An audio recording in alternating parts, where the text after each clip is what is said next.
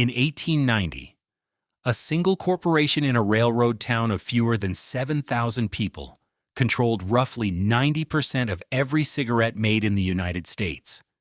90%? Ahead of New York, ahead of Richmond, ahead of every established tobacco city in the country. Manufactured in Durham, North Carolina, a place that had not existed as an incorporated town 20 years before. The American Tobacco Company was capitalized at $25 million. The man who built it, James Buchanan Duke, had not yet turned 40. The machine that made it possible, the Bonsack automatic roller, produced 120,000 cigarettes a day, the output of 48 hand rollers running at full speed for a fraction of the cost. Duke had leased it when no competitor would touch it, fixed its constant jams with an engineer named William O'Brien over months of trial in a Durham factory, and then locked up the contract so no rival could follow. Durham had a population of 256 in 1870. By 1907, it was approaching 18,000. The fortune that compressed that growth bought churches, paved streets, a hospital, and eventually a university that still bears the family name.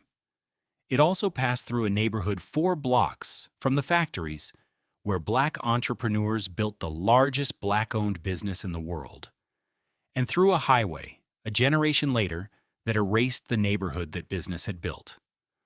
One fortune built 2 Durhams, and only one of them was allowed to keep what it earned. This is the story of how both were made and what happened when the money decided which one mattered. Chapter 1. The Town That Did Not Exist. The Piedmont of North Carolina is not dramatic country. It does not announce itself. There are no mountains here, no navigable rivers of consequence, no falls to anchor a mill town or a port to collect the trade of a region. What the Piedmont offers is a long, gently rolling plain of sandy loam, thin soil, poor by the standards of the tidewater planters to the east, unsuited to the wheat and corn that built fortunes elsewhere. What grew well in it, almost by accident of chemistry, was a light, golden-cured leaf that growers in Orange and Granville counties had learned, sometime in the 1830s, to smoke over flue heat rather than open fire.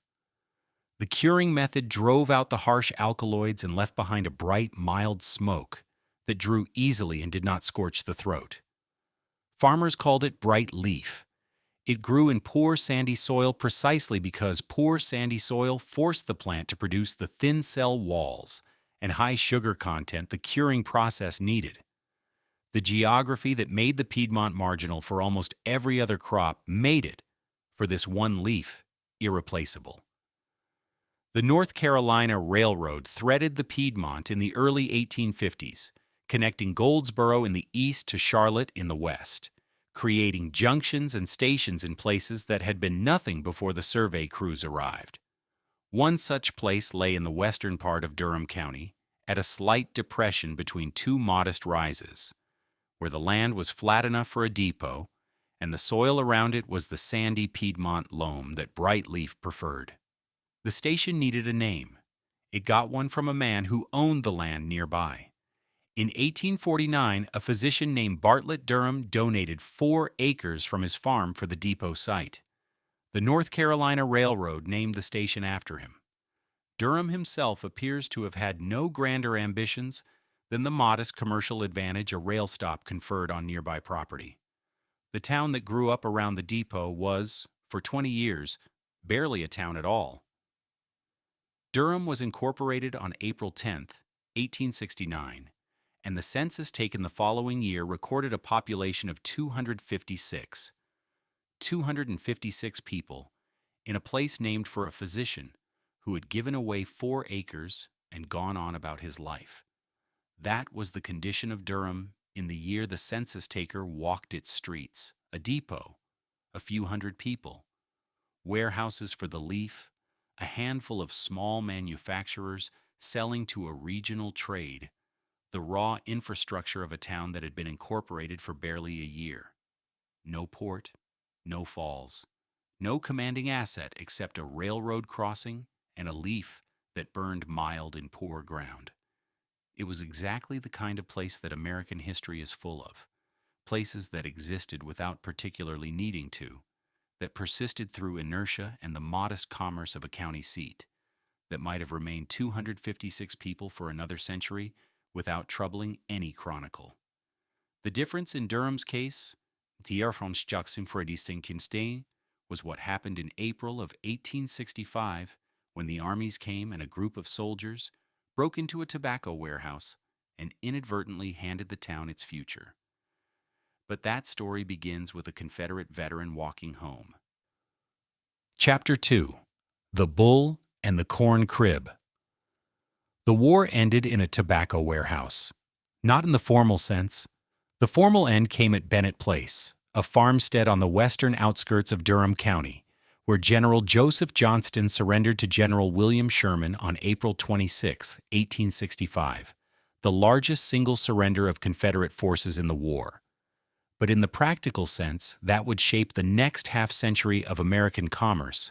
The war ended a few days earlier, when Union and Confederate soldiers broke into the warehouse of a local manufacturer named John Ruffin Green and found his tobacco. The soldiers were hungry men, taking what was available. A leaf milder than the dark-fired tobacco most of them had smoked, easier on the throat, sweeter in the draw. They took what they could carry and went home, to Ohio and Indiana and New York and Pennsylvania. The letters started arriving. Soldiers wrote back asking for more. Not Raleigh tobacco, not North Carolina tobacco, Durham tobacco by name. John Ruffin Green had not purchased a single advertisement. The armies of the United States had placed them for him. W.T. Blackwell understood what Green had stumbled into. He partnered with Green, absorbed the operation, and when Green died of tuberculosis in 1869, Blackwell bought the company entire and renamed it the Bull Durham Tobacco Factory. The bull on the label was borrowed from Coleman's mustard. Blackwell had seen it advertised in England and wrongly believed it was manufactured in Durham, England. He kept the bull because it was striking. The Red Bull Durham Bull appeared on outfield fences at ballparks and on railway platforms across the country. For a period in the 1870s and 1880s, Bull Durham was the largest smoking tobacco brand in the world. It had been built on a warehouse break-in and a case of mistaken geography. Enter Washington Duke. Washington Duke was an Orange County farmer who had served the Confederacy under duress. No appetite for the cause, no resources to purchase his way out of it. When the war ended in the spring of 1865, Duke walked home, 130 miles on foot from the site of his last posting to the farm he had left behind. He arrived to find his stock taken and his fields stripped. What remained were a few acres of bright leaf and a converted corn crib. In that corn crib, Duke and his sons beat the dried leaf by hand and packaged it in small bags under the brand name Pro Bono Publico, for the public good. The brand attracted customers. By 1874, Duke had moved the operation into Durham itself, buying 2 acres near the railroad depot. In 1878, he brought in a Baltimore businessman named George Watts and renamed the enterprise W. Duke Sons and Company. The trouble was the smoking tobacco war. Blackwell's Bull Durham dominated every region of the country. The Dukes competed in the same market with the same product, and they were losing. Bull Durham had first-mover advantage, a brand soldiers had carried home in their kit bags, a bull on fences at ballparks from Boston to Chicago. W. Duke Sons had 2 acres near the railroad and a Latin motto most of its customers could not read. Something would have to change. The answer was waiting in a New York patent office. The pressure of the losing fight was building, and losing men tend toward the radical when the conventional options run out. Chapter 3: The Machine. James Buchanan. Duke was born in 1856, the youngest of Washington Duke's 3 sons. He had no university education. What he had was an instinct for the cost side of any transaction so precise that men who negotiated with him described it as something close to physical discomfort. The sensation of sitting across a table from a man who already knew every number in the room. By 1881, the Dukes were losing the smoking tobacco war to Bull Durham by a margin that could not be closed through ordinary effort. The gap in distribution, the gap in brand recognition, 2 decades of installed Bull Durham advertising. None of it was bridgeable, with bright leaf packed in cloth bags. What James Buchanan understood, at 25, was that the smoking tobacco war was the wrong war. The right one was a product most Americans still treated as a foreign novelty. A thin, paper-wrapped cigarette that European immigrants smoked in cities, and that the mainstream American market had not yet decided to want. It was slightly disreputable. Associated with immigrants, with affectation. It was also, in the arithmetic Buck Duke was running, a product without an entrenched Bull Durham sitting in front of it. The Dukes hired hand rollers. Men who could roll 3 or 4 cigarettes a minute with practiced, even hands. A production that was still, at its core, human. 3 cigarettes a minute. 4 for the fastest. A good worker, running hard across a 10-hour shift, might produce a few thousand. It was not enough. The hand rollers could not build the volume the national market required, and national was the only scale at which the cigarette war made sense to fight. And then, the machine. The Bonsack automatic cigarette roller had been circulating among manufacturers since 1880 as a machine that almost worked. Almost was the problem. It jammed. It misfed. It produced cigarettes of uneven density that split at the seam and scattered tobacco across the floor of any factory that tried to run it at scale. Other manufacturers had evaluated it and declined, not out of ignorance, but out of reasonable calculation. The calculation of men with production lines that functioned and no appetite for months of mechanical trouble. The machine had a reputation, and the reputation was accurate. In 1884, Buck Duke leased it anyway. Duke brought in a machinist named William O'Brien, and together they spent months in the Durham factory coaxing the Bonsack through its failures. A jam was not a crisis. A jam was data. They logged the failures, modified the feed, adjusted the paper tension, recalibrated the cutting blade, and ran the machine again. They stayed in the room long enough. By the end of those months, the Bonsack at W. Duke Sons was running reliably. What it produced was not 3 cigarettes a minute or 4. It was 120,000 cigarettes a day. The output of 48 hand rollers from a single machine running continuously. Duke had leverage no competitor possessed. He was the only operator running the machines reliably, having solved the problems other men had walked away from. His contract cut the royalty from 30 cents a thousand to 20 cents, available to no rival, locked in exchange for his commitment to run the machines exclusively. The number was 20 cents. The savings went into advertising, cigarette cards, newspaper insertions, billboards, coupons, the full apparatus of late 19th century consumer marketing, financed by the difference between 30 cents and 20. Duke undersold every rival in the market, not by cutting quality, but by running a cost structure no competitor could match. By 1890, W. Duke Sons and Company supplied 40% of the entire American cigarette market, a product that had been a foreign novelty 9 years before with no Bull Durham in front of it, because Bull Durham had not seen it coming. The distance between 40% and the whole industry was not, in his reading, a question of time. It was a question of structure, and the structure already had a name, even if the papers creating it had not yet been signed. Chapter 4. The Trust. In 1890, James Buchanan Duke was 33 years old. He controlled 40% of every cigarette sold in the United States.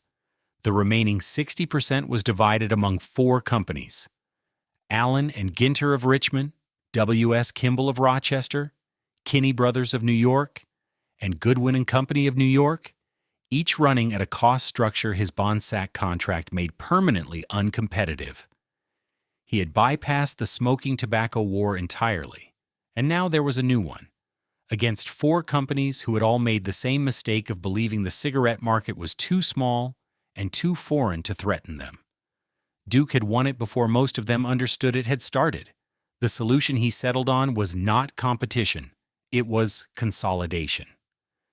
In January of 1890, Duke merged W. Duke Sons and Company with its four principal rivals to form the American Tobacco Company, a single corporation capitalized at $25 million. The five firms exchanged their assets for shares in the new company.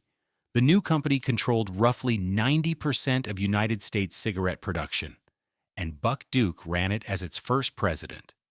The Bonsack contract, the secret engine of the entire enterprise, was locked inside the new corporation, unavailable to any manufacturer who had not been invited into the merger. 90%. The number was not approximate. It was structural. The American Tobacco Company did not stop at cigarettes. Over the next decade, the trust expanded into plug, snuff, and cigars, buying competitors across the whole range of manufactured tobacco, folding them into the corporation before they could organize a defense.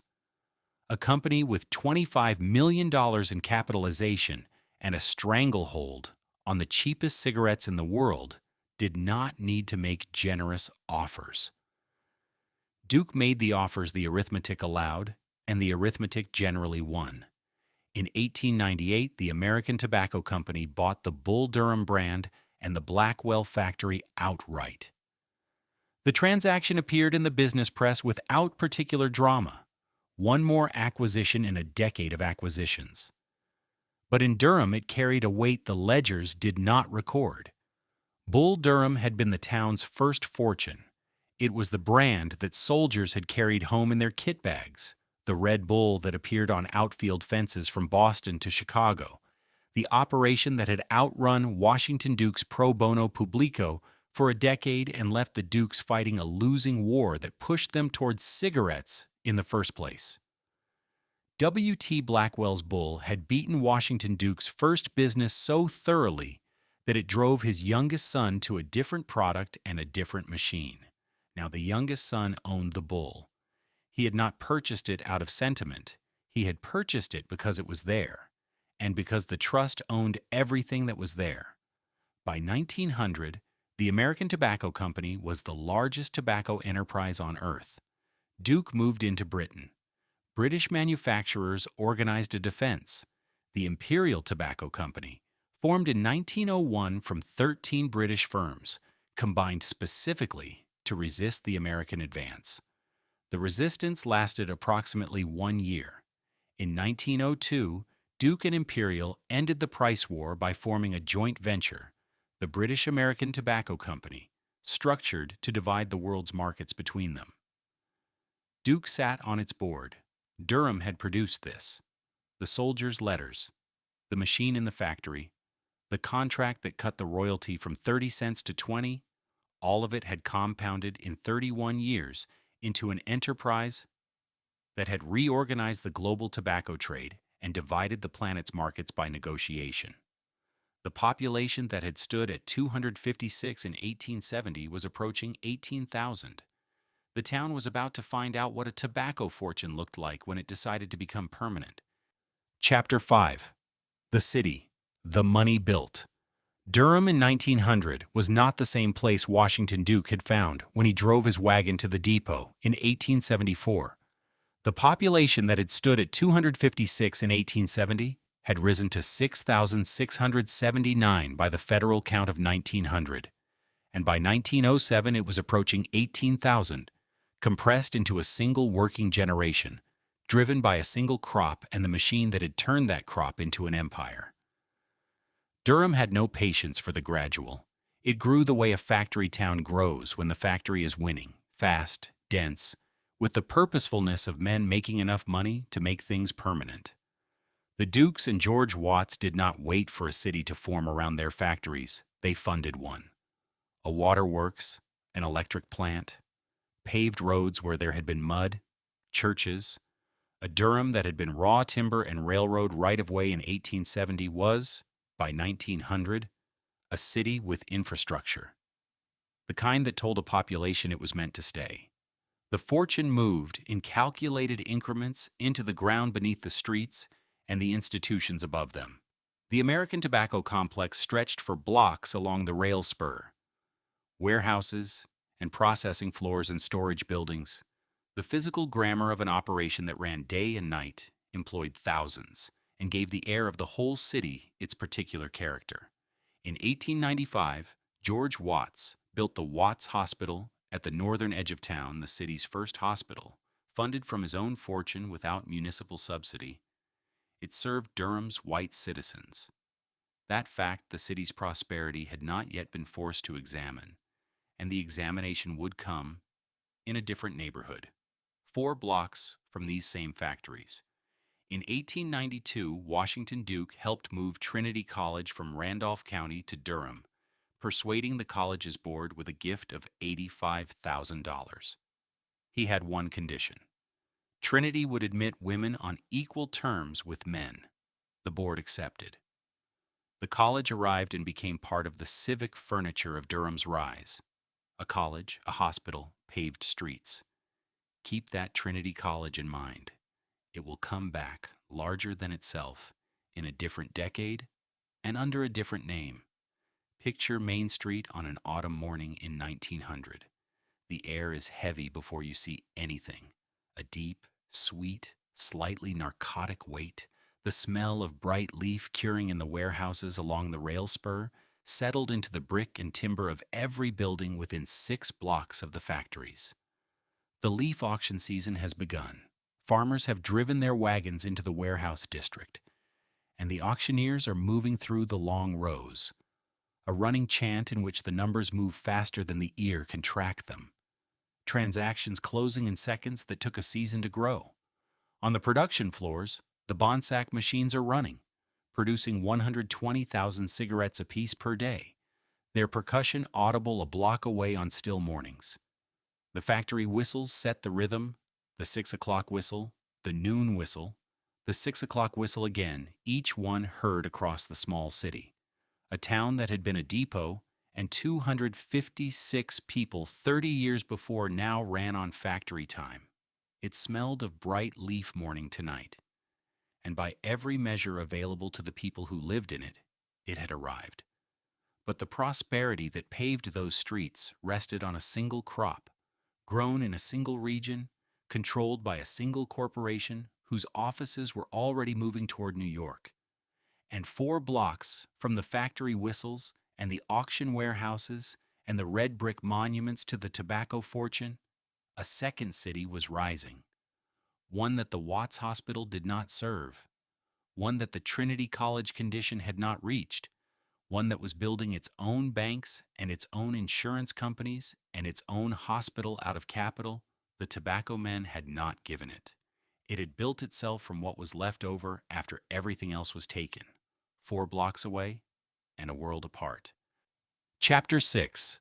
4 blocks away.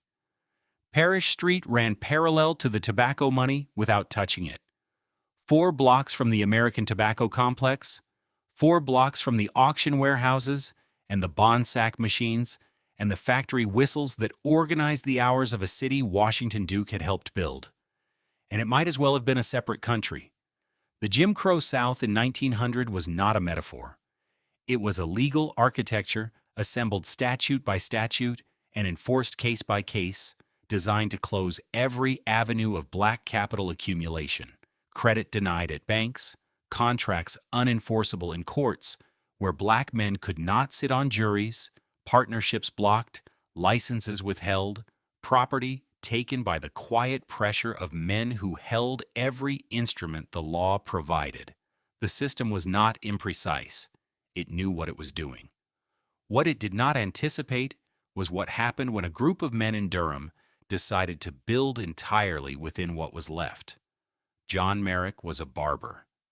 In the full meaning of the trade, a man who had built his livelihood on the proximity and trust of powerful white clients who had stood behind enough chairs to understand the arithmetic of confidence and discretion.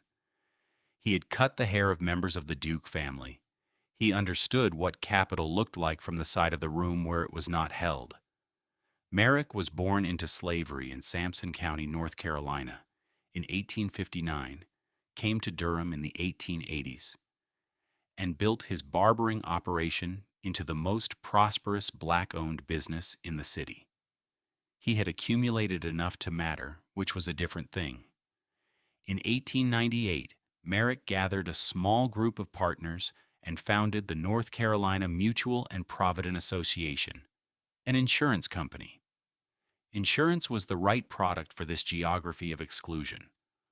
White-owned companies would not write policies for black clients, or wrote them at terms so punitive they functioned as extraction. The death of a black laborer left his family without the coverage a white worker's family could expect. Merrick understood that this gap was not merely an injustice, it was a market. The North Carolina Mutual opened on Parish Street and began writing life insurance for black families across Durham and the surrounding counties.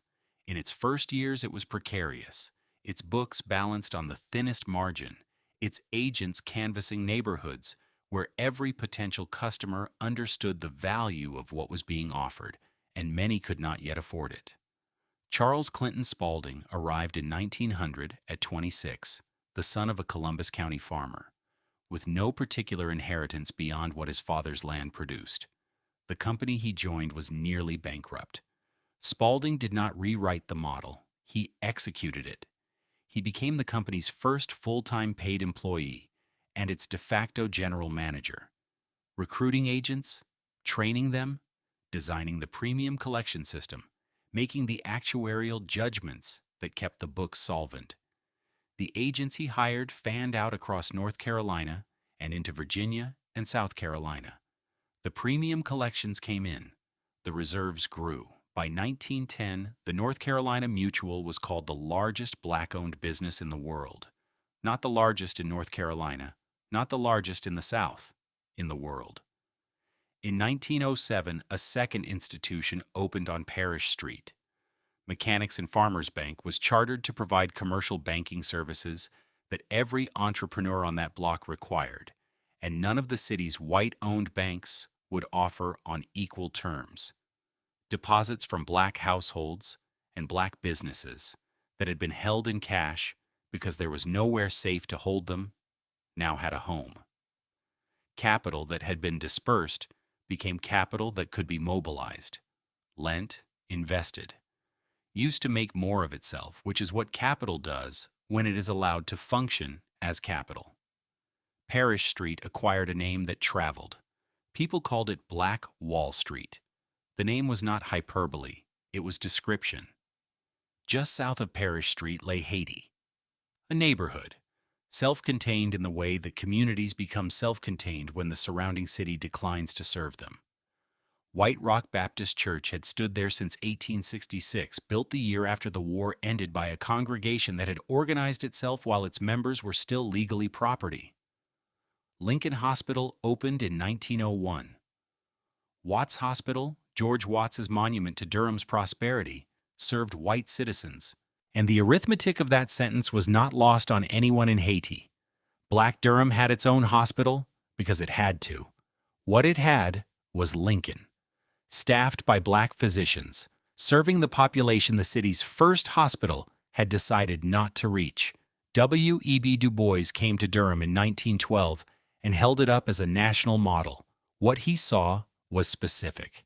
Not uplift as sentiment, but capital as fact. The insurance company, the bank, the hospital, the college, built without external subsidy, without the philanthropy that had funded Trinity College, without the advantage of a Bonsack contract or a Confederate soldier's war-acquired taste, built from premium payments and deposit accounts and the accumulated labor of agents canvassing county roads in the Carolina heat, built inside a system designed to prevent exactly that.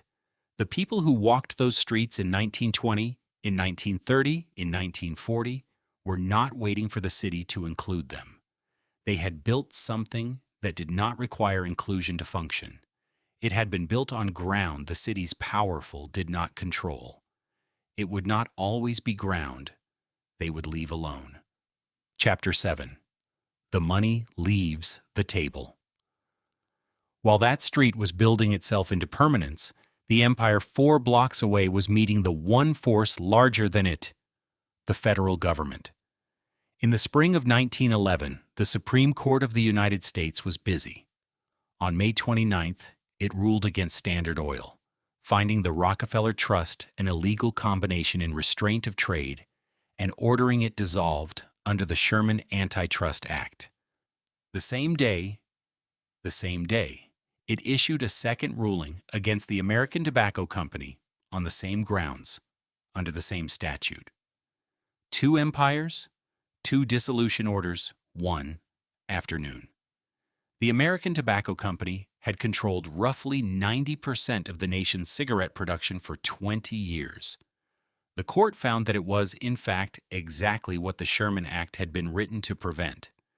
The American Tobacco Company was divided into successor firms: a reconstituted American Tobacco, Liggett and Myers, P. Lorillard, and R.J. Reynolds, each carrying a portion of the old trust's brands and facilities, each now required to compete in a market the original trust had designed to eliminate competition entirely. The factories were divided, the leases, the brand rights, the distribution networks, all of it split along lines that federal commissioners spent months drawing. What the dissolution could not divide was the fortune itself. The fortune was already gone from cigarettes. Buck Duke had been moving it for years. Liggett and Myers received, among its distributed assets, a large factory in downtown Durham. The factory did not close. It kept making cigarettes.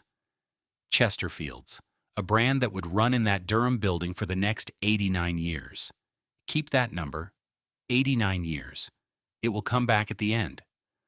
By the time the ruling came down, Buck Duke had already concluded that the future was not in leaf.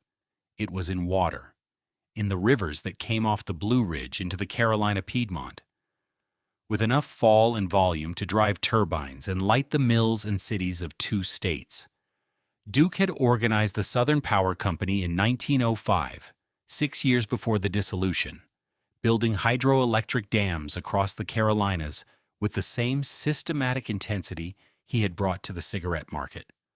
Southern Power became Duke Power. Duke Power became Duke Energy, eventually one of the largest electric utilities in the United States. The monopoly was broken. The infrastructure it financed was not. In December of 1924, he signed the indenture creating the Duke Endowment, a trust funded at $40 million, structured to support hospitals, orphanages, rural Methodist churches, and one college in particular across North and South Carolina in perpetuity. The indenture named Trinity College, the same Trinity that Washington Duke had brought to Durham in 1892 on the condition it admit women. It was renamed Duke University in honor of Washington Duke, the man who had walked home from the war and beaten bright leaf in a corn crib. It had come back, larger than itself, under a different name. $40 million recapitalized an institution. Duke University broke ground on a new campus, a Gothic Revival quadrangle in stone. Duke Chapel at its center. Hospital wings, medical and law schools. The cigarette fortune was being translated into something with no expiration date and no antitrust exposure. On October 10, 1925, James Buchanan Duke died in New York. He was 69. He left an estate that placed roughly $67 million more into the endowment.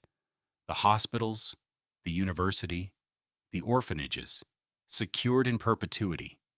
The monopoly that made the fortune had been declared illegal. The institutions the fortune built were not. They were already standing. The factories were still running. Liggett and Myers was making Chesterfields downtown. American Tobacco's successors were still buying bright leaf at the Durham warehouses. The slow unmaking had not yet begun. It was coming from several directions at once.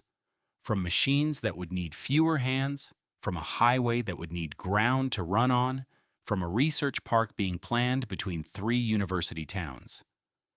But in 1925, the year Buck Duke died, the factories were running. Chapter 8: The Slow Unmaking.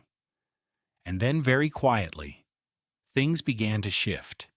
The factories ran through mid-century. The Chesterfield line at the Liggett and Myers plant ran without interruption through the war years and the post-war decade, and through the 1950s as well.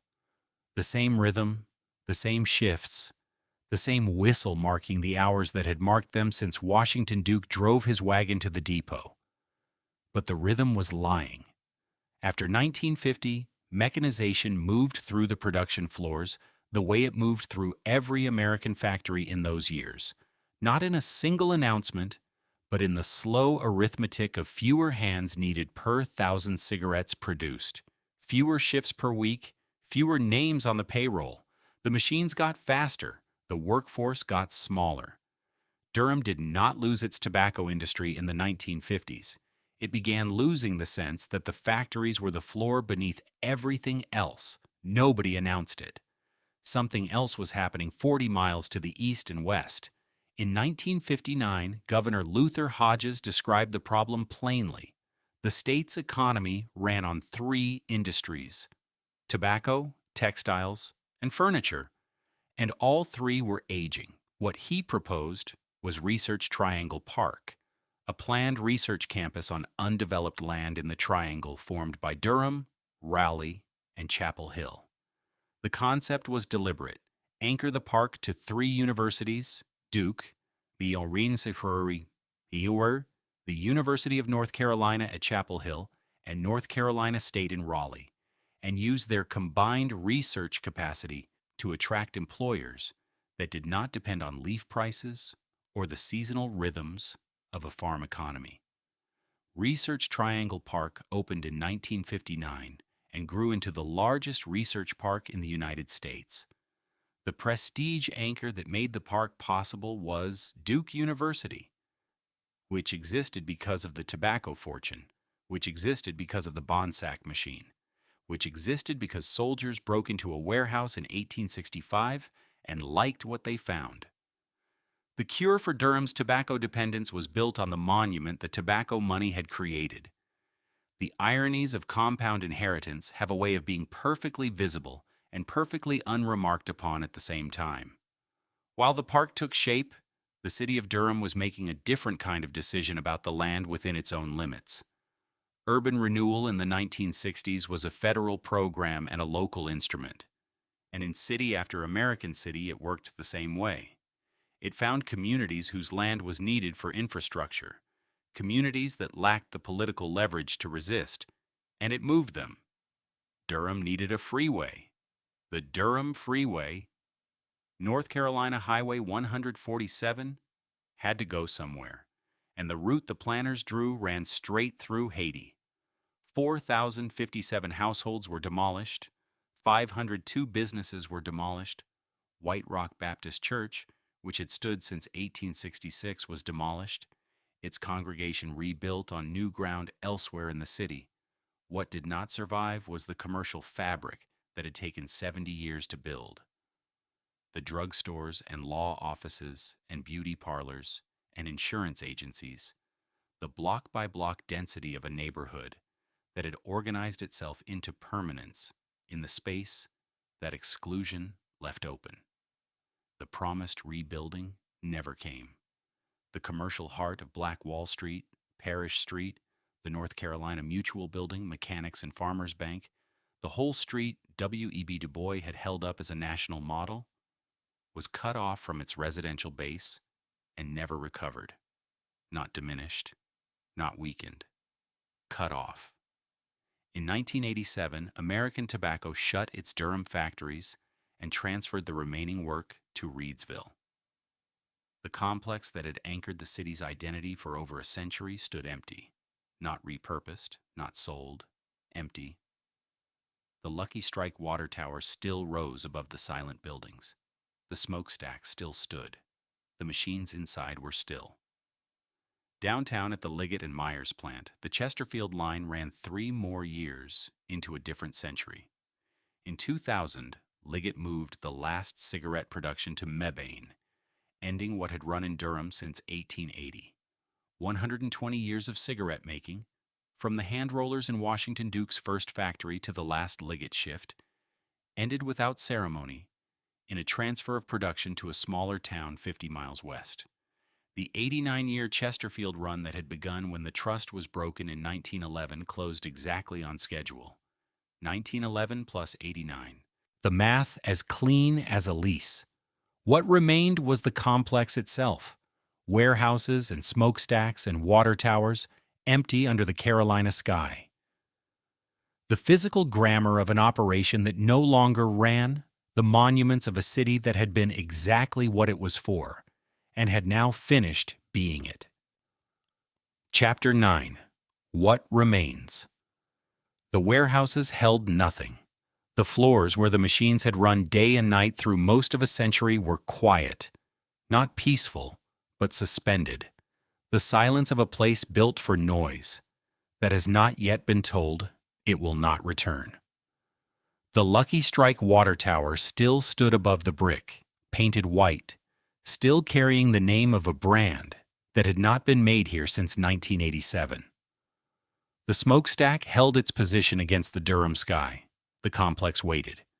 Capital Broadcasting Company bought the derelict campus and began its restoration in 2003, not demolition. Restoration. Keep the bones. Keep the brick. Keep the tower. Put different work inside the shell. On June 24, 2004, GlaxoSmithKline signed a lease and became the first tenant of the redeveloped American Tobacco campus. A pharmaceutical company moved into the buildings where the cigarettes were made. The brick warehouses were converted to offices, restaurants, and a plaza. Durham did not reinvent itself from nothing. It reinvented itself around what the tobacco money had already built and left standing. Duke University and its hospital system employed more people by the early 21st century than the American Tobacco Company ever had at its peak. The city's single largest employer, the anchor of the Research Triangle's medical and research economy, the institution that had started as Trinity College in a Randolph County farmhouse and arrived in Durham in 1892 because Washington Duke gave $85,000 and asked that women be admitted. The city had a new name for what it was, the City of Medicine. The City of Cigarettes became the City of Medicine. The cure was built on the same endowment as the cause. By 2020, the federal census counted 283,506 residents. The count has continued rising past 291,000, making Durham the fourth largest city in North Carolina. Duke's endowment, compounded across a century from the $40 million Buck Duke placed in it in December of 1924, has grown into one of the largest university endowments in the world. And the freeway is still there. North Carolina Highway 147, the Durham Freeway, still runs where Haiti was. The 4,057 households demolished, the 502 businesses demolished, the commercial fabric of Black Wall Street, built by Merrick, rebuilt by Spaulding, held up by Du Bois as a national model, cut off by the highway, never recovered. The descendants of the men and women who built the North Carolina Mutual and Mechanics and Farmers Bank were never compensated for what was taken.